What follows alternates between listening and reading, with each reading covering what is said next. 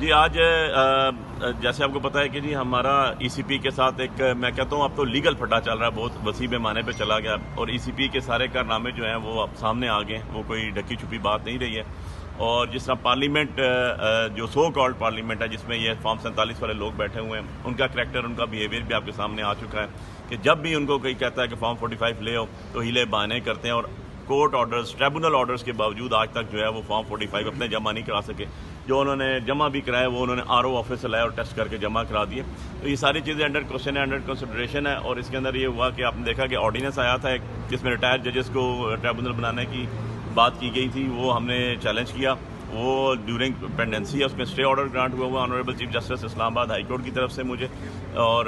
اس کے دوران آپ نے دیکھا کہ ایکٹ آ گیا۔ تو آج میں نے جو ہے اس ایکٹ جو ہے 2024 کا جو الیکشن امینڈمنٹ ایکٹ آیا، میں نے اس کو بھی آج چیلنج کیا، اس کا الٹرا وائرس کو بھی چیلنج کیا، ساتھ سیکشن 151 آف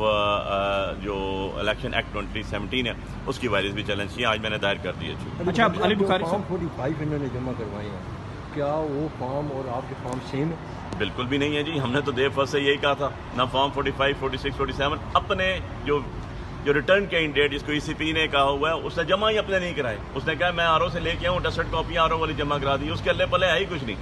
گھر بیٹھے نوٹیفکیشن مل گیا اور جا کے وہاں سامنے ایوان میں جھوٹے الف قرآن اٹھا کے بیٹھے ہوئے ہیں، ان کے پاس تو فارم ہی کوئی نہیں ہے۔ جو فارم جمع کرائے میں نے ساری ٹیسٹڈ کاپی لے لی ہے وہاں سے، اسلام آباد ہائی کورٹ کے ٹریبونل کے حکم کے مطابق ساری کی ساری ہم نے ٹیلی کی ہیں، اور جو آر او نے جمع کرائی ہیں، جو ای سی پی نے جمع کرائی ہیں، وہی جو ای سی پی نے اپلوڈ کی وہی آر او کی نکال کے انہوں نے ٹیسٹڈ کاپیاں جمع کرا دی۔ ان کو تو اوریجنل جمع کرایا انہوں نے کہا ہوا تھا فارم 45 جو آج تک جمع نہیں کرائے، کورٹ آرڈر نہیں کمپلائنس نہیں کر سکے، نہ فارم 45 نہ 46 نہ 47، اور ضروری بات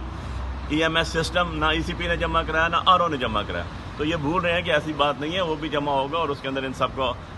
کچھ دنوں کی بات ہے، یہ دودھ کا دودھ اور پانی کا پانی لادا ہو جائے گا۔ اچھا علی بخاری صاحب لاسٹلی بتائیے گا کہ آپ ثنا جاوید کے وکیل بھی ہیں اور میاں علی شفاق بھی آپ کے وکیل ہیں، کل سے نون لیگ کا میڈیا آپ کے بارے میں لکھ رہا ہے کہ آپ اٹارنی جنرل کے کمرے میں گئے ہیں اور ساری شرائط لکھ کے دی ہیں کہ جو ملزم ہے وہ نیکسٹ ٹائم یہ حرکتیں نہیں کرے گا، اس کے بعد ہی آپ کو ریلیف ملا۔ انہیں کہیں جی کوئی لکھا ہوا ہے تو باہر لیں،